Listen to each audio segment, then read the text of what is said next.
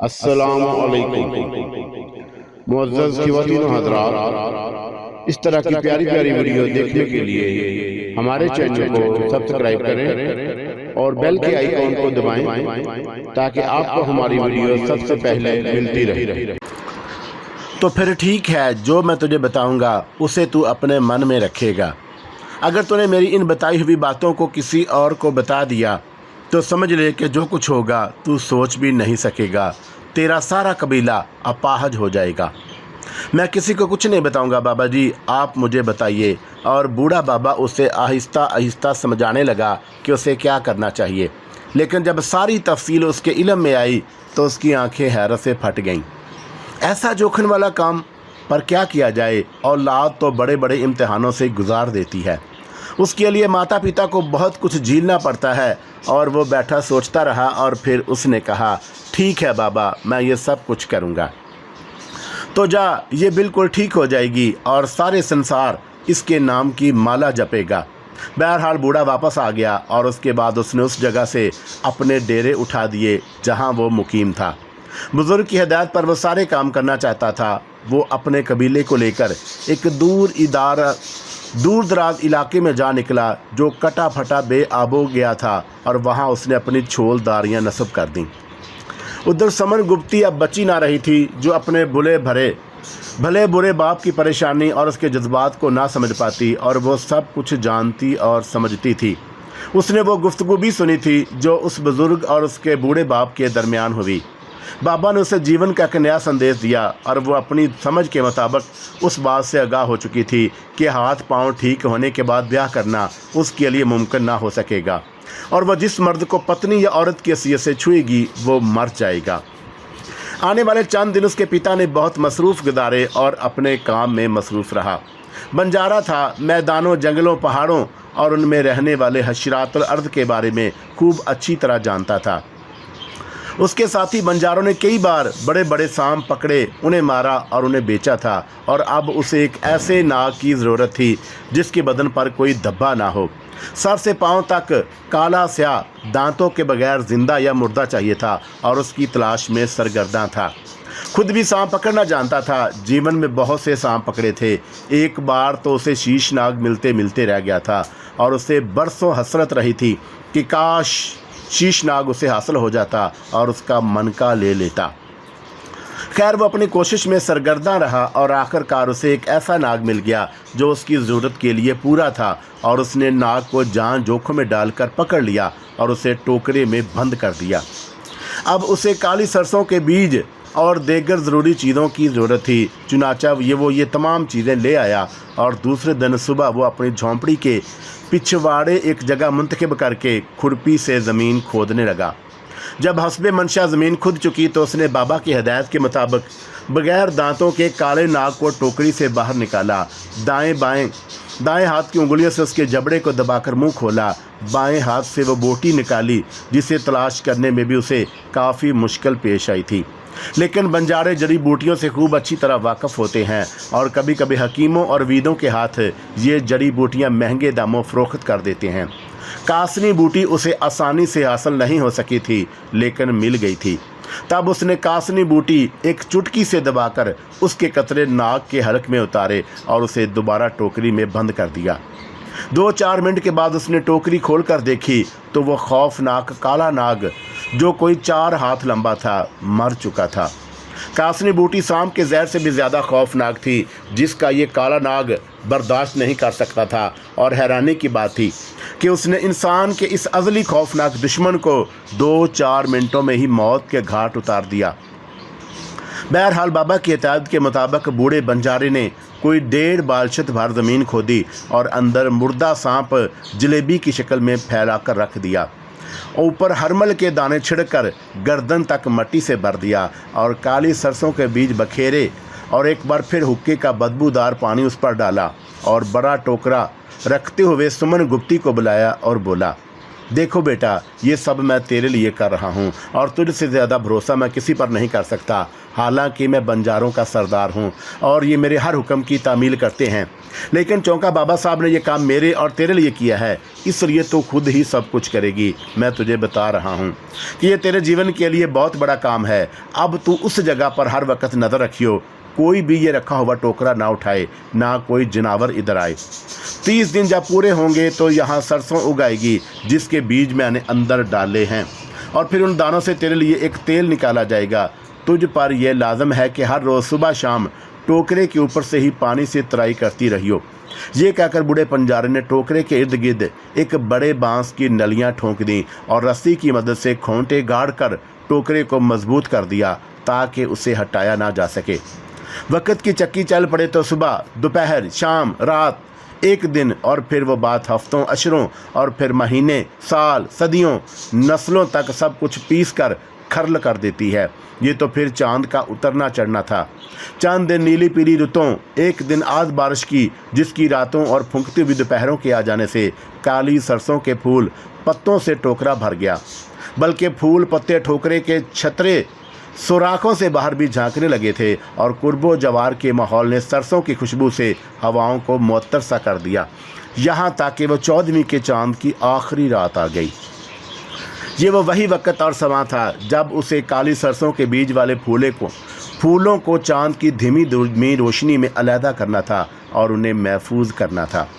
सुमन गुप्ती अपने पिता का भरपूर साथ दे रही थी और उसे खुद भी इस बात की खुशी थी कि हो सकता है भगवान उसे भी आम लड़कियों जैसा कर दे और उसके हाथ पांव भी सीधे हो जाएं। चुनाचा समय आने पर बाप बेटे एक खुले मुंह वाला शीशे का मर्तबान लेकर टोकरे के पास बैठ गए और फिर जो ही रात का दूसरा पहर लगा, बूढ़े बंजारे ने टोकरी की रस्सियां काटना शुरू कर दी। सरसों की झाड़ी में फंसा हुआ टोकरा बड़ी मुश्किल से अलहदा हो गया। चांदनी माहौल को बहुत पुरइसरार किए हुए थी। चांद अपने शबाब पर था। ज़मीन का एक एक ज़र्रा नगीनियों की मानो दमक रहा था। आखिरकार सरसों के पत्तों से ये टोकरा अलहदा कर लिया और यूँ लगा कि जैसे हैरत का कोई ख़जाना मिल गया हो। अजीब सी पुरइसरार खुशबू जो इंसानों के लिए सूंघने के लिए ना हो, परियों और परिजादों के परों के पसीने जैसी, और जिसे अगर ज़्यादा देर तक सूंघा जाए तो इंसान एक अंसरे लतीफ़ में तब्दील होकर फ़िज़ा में तहलील हो जाए। चमकते हुए स्याही माहिल नीलगों पत्तों, फूलों और डंठलों का छोटा सा एक जंगल, हर डंठल काली नाग बूटी की तरह दलदल में खौफ पैदा कर देने वाला। सो यही कफ़ियत उन दोनों बाप बेटी की थी और वो आंखें फाड़े उन झाड़ियों को हैरत से देख रहे थे। यहाँ तक कि बूढ़े बंजारे ने हाथ बढ़ाकर उसमें से एक डंठल उखाड़ लिया, लेकिन अचानक ही उसके हलक से एक हल्की सी चीख निकली। डंठल की डंडी से एक छोटा सा नीले रंग का सांप लिपटा हुआ था और उसने जल्दी से डंठल फेंक दिया। काफ़ी देर तक दोनों बाप बेटी बैठे हैरत से उन सांपों की खेती को देखते रहे। फिर कुछ सोचते हुए उसने एक तिनके से कीड़े को छेड़ा तो कीड़ा डंठल से अलहदा होकर नीचे ज़मीन पर गिर पड़ा। ना तो कीड़े ने कोई हरकत की और ना ही उसके अंदर कोई मज़ाहमत पैदा हुई। बंजारे ने दोबारा उस तिनके से उलट पलट कर किया और नीले रंग का नन्हा सा सांप इस तरह बेहिस्सो हरकत रहा जैसे जिंदा ही ना हो। तब बंजारे ने दूसरा कदम उठाया। दोनों ने डंठल उखाड़ने शुरू कर दिए। हर डंठल से कीड़े लिपटे हुए थे, चुनाचा उनके पास कीड़ों का भी ढेर लग गया। सारे ही छोटे छोटे सांप बेहसो हरकत थे जैसे जिंदा ना हो। गर्ज ये कि बाप बेटी सारी काली सरसों उठाकर अंदर अपने झोंपड़े में ले आए और बाप के इशारे पर बेटी भी बीजों वाले फूल अलहदा करके शीशे के मर्तबान में डालने लगी।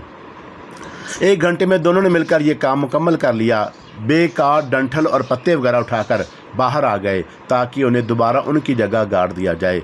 लेकिन वहां पहुंचकर एक बार फिर हैरत ने उनका इस्तकबाल किया।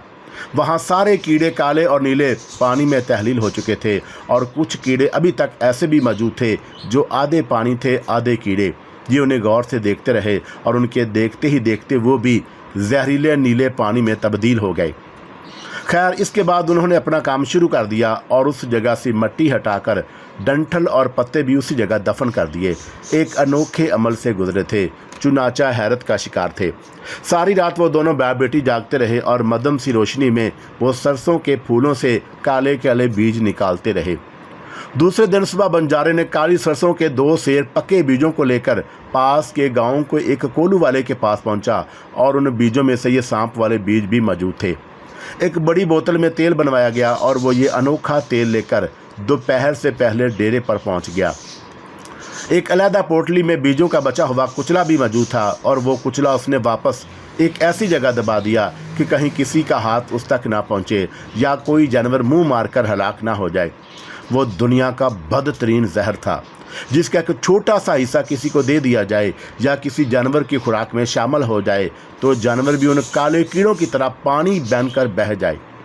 अब बुजुर्ग के बताए हुए अमल के तहत उस तेल को पूरे महीने धूप दिखानी थी, फिर कहीं जाकर यह इस्तेमाल करने के काबिल होता। बड़ा खौफनाक और पुरअसरार माहौल था।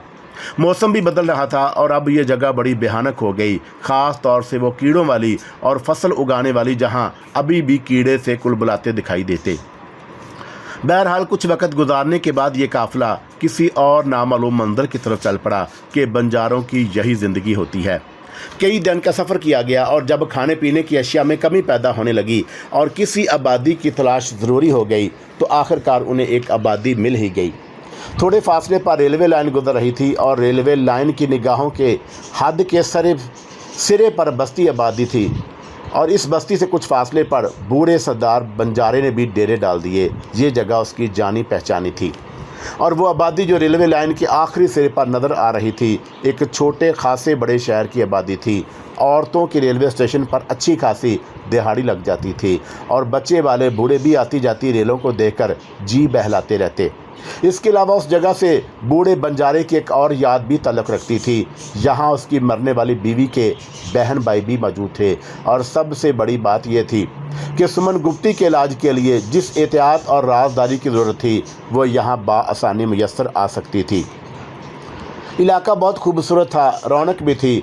थोड़े फासले पर दूसरा कबीला भी आबाद था जो उन्हीं की तरह बंजारों का कबीला था। सुमन भी यहाँ पहुँचकर बहुत खुश हुई। सबसे बड़ी बात यह थी कि उसके मामू ममानियाँ और उनके बच्चे, ये बड़ा सा जोहर, दरख्त, आती जाती गाड़ियाँ, धुआं उगलता हुआ स्याह इंजन, सिग्नल डाउन होने पर फाटक के परे खड़ी रेल की खिड़कियों से झांकते हुए मुसाफिर, बच्चे और बार बार इंजन की सीटी का बजना, ये सब ही को बहुत अच्छा लगता था। सुमन गुप्ती भी उससे बहुत खुश होती थी। बंजारे ने यहाँ टिकते ही सबसे पहले अपने सालों को सुमन गुप्ती के इलाज के बारे में एतमाद में लिया। बाबा साहब ने जो बताया था और उसके बारे में उन लोगों को बताया गया और चौंका मरी हुई बहन की मोहब्बत बड़े भाई भांजी से मोहब्बत रखते थे। चुनाचा इस मसले में मुकम्मल तौर पर वो बूढ़े बंजारे के साथ शरीक हो गए। बंजारे ने सरसों की बुवाई तक एक एक लम्हे की कथा कहानी तफसील से सुनाई और फिर उनके मशवरे से ये काले सरसों के तेल वाली बोतल अच्छी तरह बंद करके मजबूत रस्सी के साथ शीशम के दरख्त के ऊपर वाली शाख में बांध दी गई ताकि महीने भर तेल खूब धूप दिखाए। ये शीशम का दरख्त उसकी झोंपड़ी के बिल्कुल साथ था और अंदाजे के मुताबिक अब ये तेल अगली 14वीं की चांद की रात को उतारना था और ये दिन भी किसी रेल की तरह शून सड़क करते गुजर गए और आखिर वो लम्हे आ गए कि बोतल को उतार लिया जाए। रात के दूसरे पहर बंजारे का छोटा साला बोतल उतारने के लिए एक मजबूत सी रस्सी लेकर ऊपर चढ़ा और रस्सी इसलिए बोतल को बांधकर एहतियात से नीचे लटका दिया जाए। चुनाचा वो आहिस्ता आहिस्ता बड़ी एहतियात से ऊपर चढ़ रहा था और वही चांदनी रात का शहर, गिरदो पेश की हर चीज़ दूध में नहाई हुई, आसमान के समुंदर में बादबानी कश्तियों की तरह तैरते हुए सरमई बादलों के टुकड़े। बोतल वाली टहनी अभी चंद कदम आगे थी कि अचानक ही बंजारे के साले ने घबराई हुई आवाज़ में ऊपर से कुछ अजीबोगरीब आवाज़ें निकालना शुरू कर दी। वो जो कुछ भी कह रहा था और उसके मुंह से निकल नहीं पा रहा था, लेकिन घबराहट की हालत में अजीबोगरीब सी आवाज़ें सुनाई दी। नीचे बंजारा मौजूद था और अपने साले के बोतल लटकाने का इंतज़ार कर रहा था और उसने उसकी खौफनाक आवाज़ें सुनी और एकदम घबरा गया। उसने आंखें फाड़ फाड़ कर देखा तो उसे अजीब सा एहसास हुआ जैसे करीब ही कोई खौफनाक काला सांप लहरा रहा हो। लाजमी तौर पर यह पुरअसरार चीज़ सांपों के लिए बड़ी संसीखेज होगी और मुमकिन है कि वो सांप इस साले को डस ले और वह फुर्ती से पीछे हटा और मुंह का हाथों का भूंपू बनाकर बोला, घबराना नहीं, ये सांप का साया है, असली सांप नहीं है। ये तुम्हें कोई नुकसान नहीं पहुंचाएगा। जहां बैठे हो वहीं टहनी को मजबूती से पकड़ कर जमे रहो, मैं ऊपर आ रहा हूं। बंजारा ऊपर पहुंचा तो उसने एक अजीबोगरीब मंजर देखा। उसने देखा कि उस बोतल के एक इंतहाई खौफनाक काला सांप लिपटा हुआ है। एक लम्हे तक तो समझ में नहीं आई कि क्या करे क्या ना करे, लेकिन फिर अपनी तवील मेहनत को ज़ाया होते देखकर उसके अंदर हिम्मत पैदा हुई। उसने एक बड़ी सी टहनी तोड़ी, आगे बढ़ा और सांप की तरफ लहराई, लेकिन सांप जो बोतल से लिपटा हुआ था बिल्कुल बेहिस्सो हरकत रहा। बंजारा ने एक कदम और आगे बढ़ाकर ज़रा ज़ोर से सांप की बोतल के गिर्द गिरफ्त को ढीला करके एक झटका दिया तो सांप नीचे गिर गया।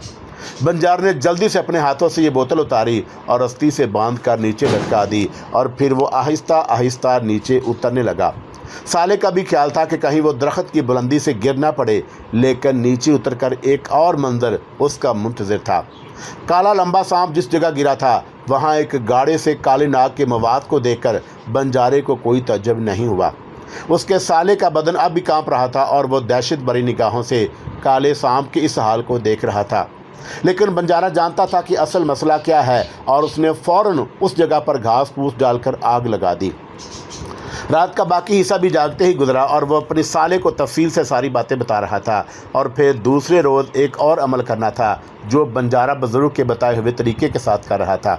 उसने सबसे पहले तेल को बोतल से बाहर निकालकर साफ़ किया और फिर 2-3 छोटी छोटी बोतलों में भरकर महफूज कर लिया, जिसका इंतज़ाम उसने कर लिया था। लेकिन हैरानी की बात यह थी कि तेल की खुशबू से पूरी बस्ती महक उठी, ऐसी नादर और पुरअसरार खुशबू कि जिसे कोई भी अंदर से महफूज किए बगैर नहीं रह सके। बुजुर्ग की हिदायत के मुताबिक इस तैयार तेल की एक छोटी सी शीशी को खालिस सरसों के तेल में और एक और 8 की निस्बत से मिलाकर इस्तेमाल किया जाना था और बाकी ये तरियाक मजबूत शीशों में बंद करके हुक्के के पानी से भरे हुए मटके में डुबोकर महफूज करना था। आखिरकार वो वक़्त आ गया जो सुमन गुप्ती के लिए एक बुनियादी हैसियत रखता था। बाप ही को माँ का दर्जा भी हासिल था और इसके अलावा कौन होता जो इस लगन और ख़तरे से बेनियाज होकर उसके हाथों और पैरों पर मालिश करता। बंजारे ने तमाम काम सही तरीके से अंजाम दिए। साफ़ और नए कपड़े की चूड़ी चूड़ी बड़ी पट्टियाँ बना ली गईं और उसके बाद उसने सुमन गुप्ती के पैरों पर बहुत अच्छी तरह तेल की मालिश की और उसके बाद उन पर चौड़ी चौड़ी पट्टियाँ लपेट दी। फिर उसी तेल से उसने उसके हाथों पर मालिश की और खूब अच्छी तरह से हाथों की मालिश करके पट्टियाँ लपेट दी गईं। एक एक अमल वो बुजुर्ग बाबा के बताए हुए तरीके के मुताबिक कर रहा था और इस तरह ये इलाज शुरू हो गया। सुमन गुप्ती भी इस इलाज के मामले में बड़ी दिलचस्पी ले रही थी। बस एक कबाहत थी और वो थी इस तेल की महक नागवार न मिली जुली कफीतों की हामल, जैसे पिघलते हुए अंबर पर कोई पिसा हुआ काफूर डाल दे या दहकती और सुलगती हुई जावत्री पर कोई उड़न के तेल से छींटा दे दे। बहरहाल सुमन गुप्ती के लिए ये बड़ा अजीब तजर्बा था। वैसे भी वो आम तौर से खामोश और तन्हा रहना ज़्यादा पसंद करती थी। हालांकि उसके बेपनाह हुस्न के कारण उसकी सखियों की तादाद बेपनाह थी और वो उसके साथ ज़्यादातर रहना पसंद करती थी। लेकिन सुमन गुप्ती एहसास कमतरी का शिकार थी और उसे अंदाज़ा था कि उसके मुड़े हुए हाथ पांव उसके सारे हुस्न को ख़त्म कर देते हैं। बहरहाल 3-4 दिन इसी तरह गुजर गए और अचानक उसके हाथों पैरों में हल्का हल्का सा दर्द रहने लगा। 1-2 बार बुखार की सी कैफियत भी तारी हुई, लेकिन वो ये सारी तकलीफ़ें बड़ी सख्त जानी से झील रही थी और किसी पर अपनी तकलीफ़ ज़ाहिर किए बगैर अपनी कोमल सी जान को संभाले रही। साथ में रोज़ आधी रात के वक़्त उसे यूँ लगा जैसे उसके हाथ पांव टूट रहे हों और उसकी हड्डियाँ तड़क रही हों। बाप थोड़े फासले पर सो रहा था। हाथों और पैरों में तेल मिला हुआ था और पट्टियाँ बंधी हुई थीं और उसने बमुश्किल एक दीवार से टेक लगाई और बैठकर अपने पैरों को देखने लगी। लेकिन अचानक उसे एक अजीब सा एहसास हुआ।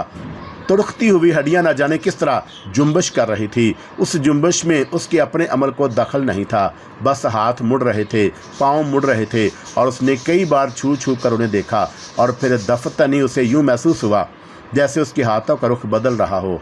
हड्डियों की तड़क शदीद दर्द का एहसास दिला रही हो और जिस तरह ये हड्डियाँ मुड़कर सीधी हो रही थी वो उसे अजीब सी हैरत व मसरत का एहसास दिला रही थी। यकायक ही उसके मुंह से हल्की सी चीख निकल गई और बूढ़ा बंजारा जो उसे थोड़े फासले पर सो रहा था उठ कर बैठ गया और उसने जल्दी से बत्ती की रोशनी बढ़ाई और उसकी तरफ देखने लगा। لیکن اسے بھی عجیب سا احساس ہوا۔ وہ آگے بڑھا اور آگے بڑھ کر اس نے جلدی سے سب سے پہلے سمن گپتی کے پیروں کو دیکھا، اور اس کی آنکھیں جو کچھ اسے دکھا رہی تھی وہ اس لیے ناقابل یقین تھا۔ پیروں کا رخ تبدیل ہو گیا تھا اور وہ بالکل سیدھے نظر آ رہے تھے، اور اس نے جلدی سے سمن گپتی کے ہاتھوں کو پکڑ کر دیکھا، اور پھر اس کے منہ سے ایک گھگیائی ہوئی سی آواز نکلی، سمن، سمن میری بیٹی، سمن میری بچی، ذرا اپنے ہاتھوں کو دیکھ، ذرا اپنے پیروں کو دیکھ۔ سمن نے تو پہلے ہی انہیں دیکھ رکھا تھا اور اس کے منہ سے آواز نکل نہیں رہی تھی۔ وہ خوشی سے ایک عجیب سی کیفیت کا شکار ہو گئی تھی۔ بوڑھا اس کے ہاتھ پکڑ کر دیکھ رہا تھا اور اس کا دل چاہ رہا تھا کہ اس کے ہاتھوں کی ساری پٹیاں کھول دے، لیکن پتہ نہیں ابھی اسے یہ پٹیاں کھولنی تھی یا نہیں، اور اس کے ہاتھ پیروں کو ہوا لگنی چاہیے تھی یا نہیں۔ لیکن وہ اس کے پاس بیٹھ گیا اور اس کے پاؤں اپنی آغوش میں رکھ لیے، اور وہ حیرت و مسرت کے ملے جلے اظہار کے ساتھ سمن گپتی کے ہاتھوں اور پیروں کو پکڑ پکڑ کر دیکھ رہا تھا۔ یہ تو بہت ہی خوبصورت ہاتھ پاؤں تھے، بہت ہی خوبصورت، اور وہ بڑے عجیب و غریب سی لگ رہی تھی۔ بنجارے کا دل خوشی سے ناچ اٹھا۔ قبیلے والوں کو یہ تو معلوم ہوا تھا کہ بوڑھا سردار اپنی بیٹی کے علاج کے لیے کچھ نہ کچھ کر رہا ہے، لیکن کیا کر رہا ہے یہ ان کے علم میں نہیں تھا۔ سب کو اس بات کا پتہ تھا کہ حسین ترین لڑکی حسن و جمال کا نادر نمونہ مڑے ہوئے ہاتھ پاؤں کی وجہ سے بڑے دکھوں کا شکار ہے، اور وہ سب اس سے محبت کرتے تھے، لیکن اسے ٹھیک کر دینا کسی کے بس کی بات نہیں تھی۔ اور پھر جب پہلی بار کام مکمل ہونے کے بعد سمن گپتی قبیلے والوں کے سامنے آئی اور اس کی دوست لڑکیوں نے اس کے ہاتھ پاؤں دیکھے تو دیکھ کر گنگ رہ گئیں۔ پھر جو خوشی کی لہر دوڑ گئی تو سارا قبیلہ خوشی سے ناچ اٹھا۔ سردار کو بدھائیاں دی جانے لگیں، لوگ خوشی سے پاگل ہو گئے، ناچ رنگ ہونے لگا، ہر شخص خوشی منا رہا تھا، ہر شخص خوش تھا۔ لیکن وہ یہ بھی دیکھ رہے تھے کہ سمن گپتی کے حسن میں اضافہ ہوتا چلا جا رہا تھا اور اس کے نقوش بے پناہ تیکھے ہو گئے تھے۔ پھر ایک دن رات کا وقت تھا جب بوڑھے سردار کی آنکھ کھل گئی اور اس نے جو کچھ دیکھا اسے دیکھ کر اس کی حلق سے آواز نکل گئی۔ وہ ایک خوفناک کالا سانپ تھا جو سمن کے سرہانے پن پھیلائے کھڑا تھا۔ سمن سو رہی تھی۔ باپ کو خوف ہوا کہ کہیں سانپ سمن کو ڈس نہ لے، اور اس نے فوراً اپنی پگڑی کے پلو سے اسے ہٹانا چاہا۔ سانپ بغیر کسی مزید جنبش کے وہیں ڈھہ گیا، اور اس دوران سمن بھی جاگ گئی تھی اور وہ جلدی سے اٹھ کر بیٹھ گئی۔ اس نے پھٹی پھٹی آنکھوں سے اپنے باپ کو اور سانپ کو دیکھا۔ بوڑھے نے بنا ڈرے سانپ کو دم سے پکڑ کر باہر پھینک دیا، اور اس کے بعد یہ عمل اکثر ہونے لگا۔ سمن گپتی کے پیروں سے سانپ لپٹے نظر آتے، لیکن وہ مر چکے ہوتے۔ یہ بات کبھی کسی کو بتائی نہیں گئی، لیکن یہ سانپ سمن گپتی اور اس کے باپ کے لیے خوف و دہشت کی علامت بن چکے تھے۔ سمجھ میں نہیں آ رہا تھا کہ اس کا کیا حل ہو۔ دن رات، صبح شام، اور زندگی پھر چل پڑی۔ سمن گپتی کا حسن بے مثال ہوتا جا رہا تھا، جو دیکھتا دیکھتا ہی رہ جاتا۔ کئی بزرگوں نے بنجارے سردار کو مشورہ دیا کہ سمن گپتی کو نقاب میں رکھا جائے اور شہری آبادی میں بھیجنے سے گریز کیا جائے، کہیں کوئی حادثہ رونما نہ ہو جائے، کیونکہ دیکھنے والا اس کے چہرے سے نگاہیں نہیں ہٹا سکتا تھا، اور اس کے بدن کی خوشبو بھی جیسی بھی تھی، لیکن نہ جانے اس میں کیا کشش تھی کہ سامنے والا متاثر ہوئے بغیر نہیں رہ سکتا۔ سمن گپتی ان حالات سے بے خبر زندگی کے ساتھ سفر کر رہی تھی، اور وقت آہستہ آہستہ آگے بڑھ رہا تھا۔ یہ جگہ ان لوگوں کے لیے بڑی بھاگوان ثابت ہوئی اور بہت سے فائدے ہوئے تھے۔ تیل کی مالش کا سلسلہ ترک کر دیا گیا، کیونکہ سمن گپتی کے ہاتھ پاؤں بالکل ٹھیک ہو گئے تھے، اور اس قدر حسین لمبی لمبی مخروطی انگلیاں دیکھنے سے تعلق رکھتی تھی، اور جو بھی اس کے ہاتھ اور پیروں کو دیکھتا دیکھتا ہی رہ جاتا۔ وقت گزرتا رہا اور حالات بھی جوں کے توں رہے۔ ننھی سی جان ایک عجیب مصیبت میں پھنس گئی۔ ہر رات کسی نہ کسی سانپ کیڑے سے نبردیں آزمائی، ایک الگ اذیت و پریشانی تھی، لیکن آج تک کبھی کسی کیڑے نے یا اسے یا ڈیرے کے کسی اور فرد کو کوئی نقصان نہیں پہنچایا تھا۔ پھر بھی دہشت تو دہشت ہوتی ہے۔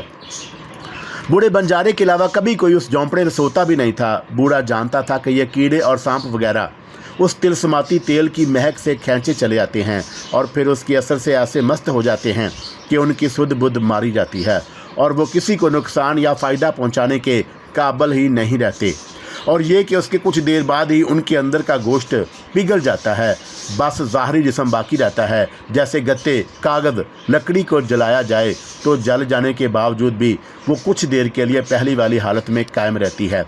हवाज के तेज़ बहाव या उन्हें छेड़ने हिलाने से ये राख बन जाते हैं और उसी तरह ये कीड़े सांप भी ज़रा से हिलाने पर गाढ़े नीले स्याल मादे में बह जाते थे। अपनी इस क्यास आराई को उसने बेटी को भी आसान तरीके से समझा दिया था कि वो आइंदा के लिए इस किस्म की सूरत हाल के डर और खौफ से खुद को बचा सके। यूँ वक्त गुजरता गया, यहाँ तक कि उस ठिकाने को छोड़ना पड़ा। पूरी ज़िंदगी पड़ी थी सुमन गुप्ती की उसके सामने। वो इस दुनिया में रहा ना रहा, जब तक जीता रहेगा किसी तरह इस अजियत और अजाब को सहार सकेगी। अपनी सोचों की अजियत से छुटकारा पाने के लिए अब उसने एक और रास्ता तलाश किया और वो जल्द अज जल्द अपने पड़ाव ठिकाने बदलने लगे। 4-5 हफ्तों से ज़्यादा कहीं ठिकाना ना करता और उसके अंदर एक बेचैनी पल रही थी। कबीले वाले उसके दुख और परेशानी को समझते थे, लेकिन उसके दुख और दर्द का दर्द माँ किसी के पास नहीं था। देहातों, कस्बों और शहरों की खाक छानता, फासले नापता नापता वो उस इलाके में आ निकला और यहाँ के नंबरदार से इजाज़त लेकर उसने यहीं इस टेले पर डेरा जमा लिया। वैसे इस जगह डेरा डालने की एक वजह और भी थी। सांपों और कीड़ों ने इनकी ज़िंदगी अजीरन कर दी थी। कबीले के दूसरे लोग भी हर वक्त सहमे सहमे और डरे डरे रहते। दिन का चैन और रातों की नींदें हराम हो चुकी थी। खुद सुमन उनसे आजद आ चुकी थी और कई मरतबा बाप से उसकी शिकायत कर चुकी थी कि बाबा लोग मेरे करीब आने से डरते हैं, मेरी सहेलियां तक मुझसे दूर हो गईं। उन्हें खौफ रहता है कि कहीं कोई सांप उन्हें डस ना ले। बूढ़ा बाप खुद उसके लिए परेशान था और उसका कोई हल तलाश कर रहा था। फिर अचानक उसकी मुलाकात एक पुराने तजर्बाकार सपेरे से हुई। उस सपेरे ने बंजारे की बप्ता सुनने के बाद उसको 4 अदद लौंग दिए और फिर एक मंत्र बताते हुए कहा कि एक मट्टी या पत्थर की ऐसी जगह तलाश की जाए जो ज़मीन से कम 10-12 फुट ऊंची हो और उसकी खूह, दरारों या सुराखों में छोटे जानवर या परिंदे रहते हों। ये 4 लौंग ज़रा दूर हटकर चारों कोनों में गाड़ दो और इस हिसार के अंदर कभी कोई कीड़ा, सांप या मोजी जानवर दाखिल नहीं हो सकेगा। और फिर उस रास्ते से गुजरते हुए बंजारे को ये जगह ऐन उसकी मर्ज़ी के मुताबिक नज़र आई। ये छोटा सा टेला दरअसल मट्टी का एक तोदा था। ना जाने किस तरह मर्ज़ वजूद में आया था कि उसकी मगरबी दीवार बिल्कुल सीधी खड़ी थी और उसकी तरफ चील, कौवों, अबाबीलों और दूसरे छोटे मोटे जानवरों के सोराख थे। टेले की दूसरी तरफ एक ज़मींदार के नौजवान बेटे ने भांस और जाड़ फूंस से एक मचान सी बना रखी थी। यहाँ उनके 1-2 मुलाजम उनकी गाय भैंसों को चारा वगैरह काटते रहते थे। सुबह शाम दूध निकालते और अतराफ़ के खेतों की रखवाली भी करते।